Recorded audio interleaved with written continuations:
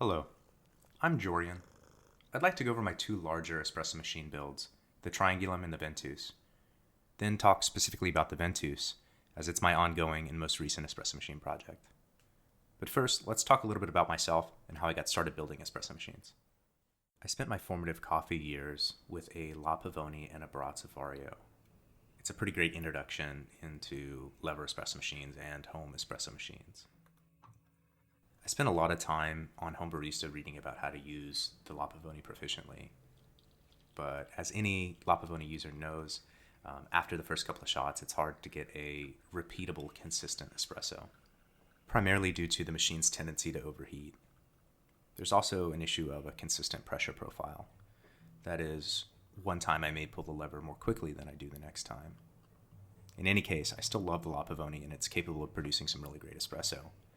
But with any hobby, you're always looking for what's the next thing and where should I spend my money next. And I think that's where we all get into trouble.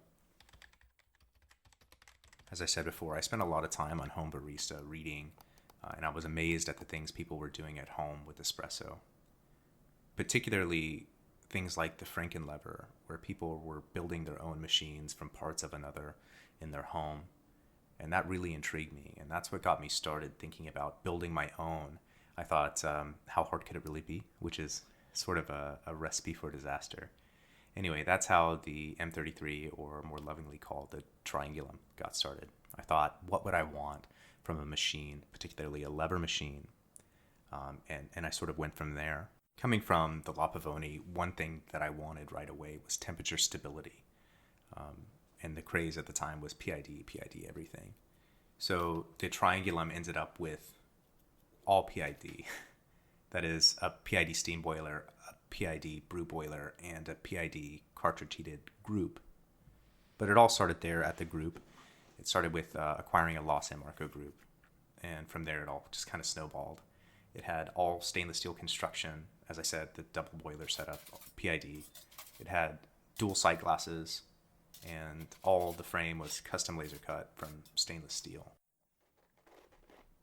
In fact, everything was stainless steel. The boilers were stainless steel. The tubing was stainless steel. I used stainless steel swage lock fittings. I think I probably went a little overboard on the stainless steel and maybe spent a little too much money. You may have noticed all this talk is in the past tense. And that's because during the process of building the machine, my wife was offered a job in Los Angeles. And so the machine got broken down and put in a crate and packed and shipped there. And we moved into a 600 square foot apartment. So I didn't have much time to work on the Triangulum anymore. So suffice to say, if you want to know more about that project, there's a link in the description to a video I produced some time ago when I was building the machine. And also some links to the Home Barista forum where I talked about it some more. But don't worry, that's not the end of the espresso machine projects. I was lucky enough in LA while I was there to get a job with a fairly prominent coffee company as an espresso technician. And I spent every day working in coffee shops, particularly third wave coffee shops, installing and servicing industrial espresso machines. I even got to spend some time training with La Marzocco and Espresso and taking a look at their machines and how they were built. But all these experiences were great, and in all honesty, it put my work on the Triangulum to shame. I got to see the ins and outs of big boy espresso machines and see the design decisions that they made and think through why they made them.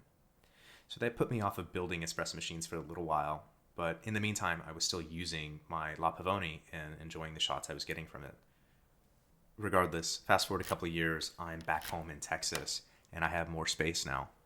So I started acquiring some machine tools like a mill and a lathe, and it sort of expanded the way that I thought about manufacturing things, particularly at home. And so I started getting more interested and thinking again about building coffee things. And I didn't just build coffee things, I built a lot of tools and other things that I needed. But I built coffee accessories like portafilter funnels and tamps and things like that. Enter the Ventus. Over those years, my father-in-law had acquired an ambient espresso Ventus, which for those of you who are not familiar, it's a semi-professional spring lever group.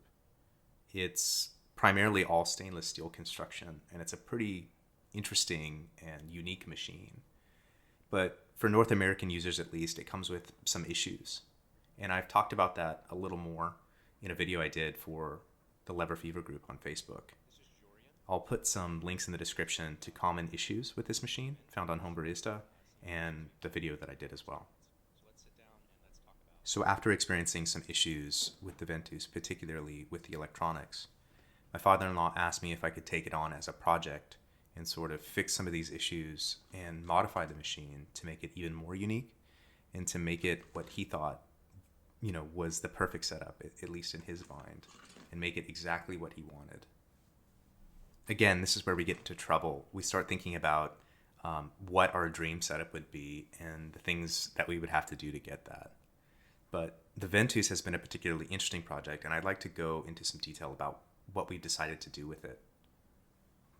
So let's start with the obvious things, the cosmetic things. So from the factory, the machine ships with a gigantic stainless steel sail, and it looks really great, but my father-in-law noticed it was a gigantic fingerprint magnet. Any splish or splash of water on your hands instantly was on the machine. So he wanted that gone. We ended up replacing that with some wooden components. And while we were at it, we made wooden steam handles and portafilter handles. With the sail gone, it left a gigantic void at the top of the machine.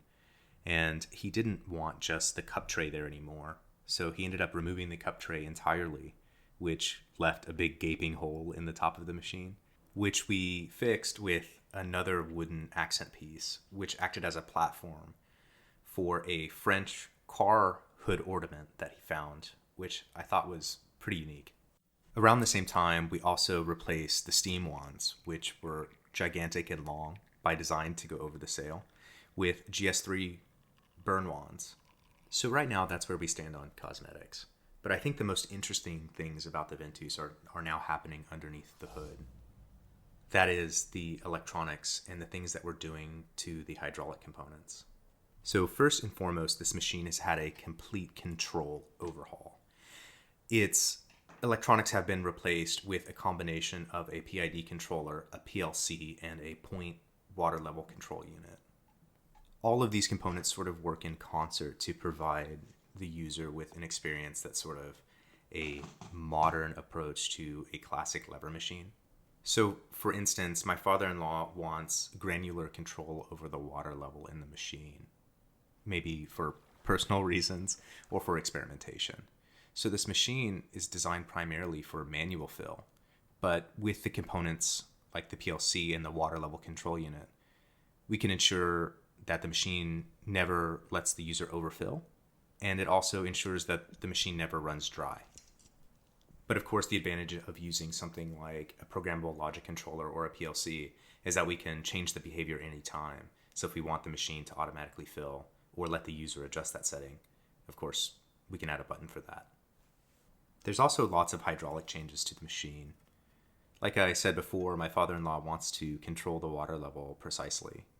So we've added a custom stainless steel sight glass from McMaster-Carr with some custom machine stainless fittings.